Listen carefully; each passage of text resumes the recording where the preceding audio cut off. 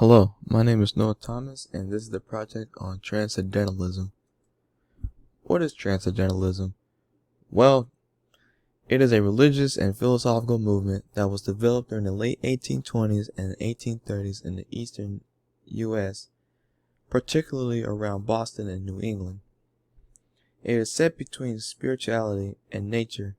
Spirituality is more like something you can't really see spiritually, but you can feel it. And nature is, of course, like flowers and grass and, outside. The founders were Ralph Waldo Emerson and Henry David Thoreau. Emerson was one of the first transcendentalists to start the movement, and his first book was called Nature.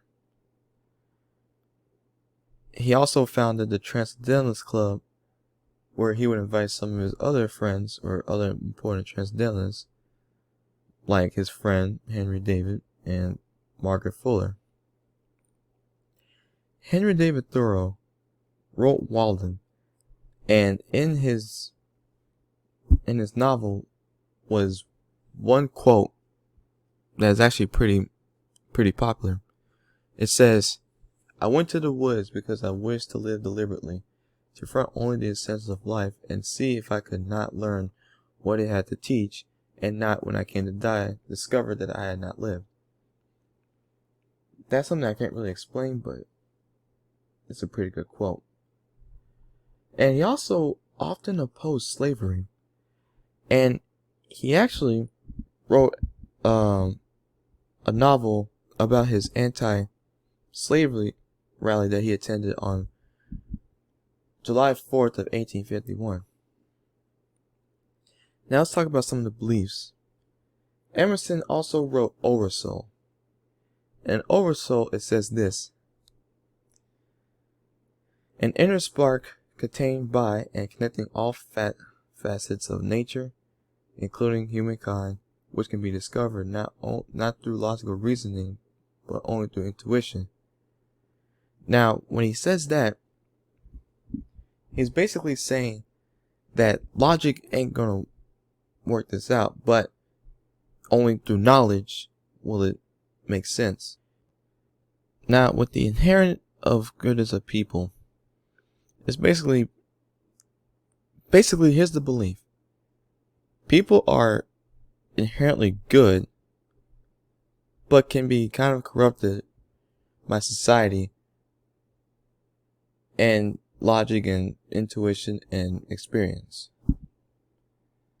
And spirituality should come from the individual, not from the organized religion group. And they also believed in social justice. Social justice, basically, think of it as feminism today. Women always wanted rights and wanted everybody to be equal. And they also, like I mentioned earlier with Thoreau, he opposed slavery. So they believed that slavery should just be abolished altogether. And the next belief is talking about the objects of nature, and including people, are equally divine. So the objects of nature, with it being divine and including people, is basically being conceived as perfect, omnipotent, and basically almost comparing themselves to God in this sense. But also mentions that everything in nature, and including humans, are all sacred.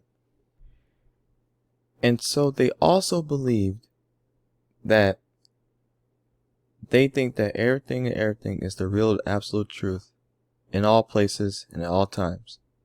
No matter what the circumstances is, one way or another, these are all truths, and it's basically true in a sense. So some of the shared beliefs across Transcendentalism and Romanticism is Individualism. Basically, Individualism is acting on your personal beliefs. And you shouldn't be guided by what society says. They're saying what you believe is what you believe. And this kind of goes into one of the essays, Self-Reliance, where Emerson urges the reader to trust oneself. So if you think that your beliefs are true, then you should trust it. And lastly, we have nature. Transcendentalists love nature, that they think that is sacred, as I've stated before, and that earlier I've also stated that just like people, they're equally divine.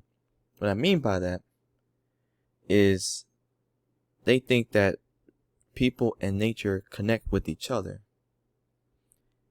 But some also believe that nature is so good that it should be untouched by people. So, who knows?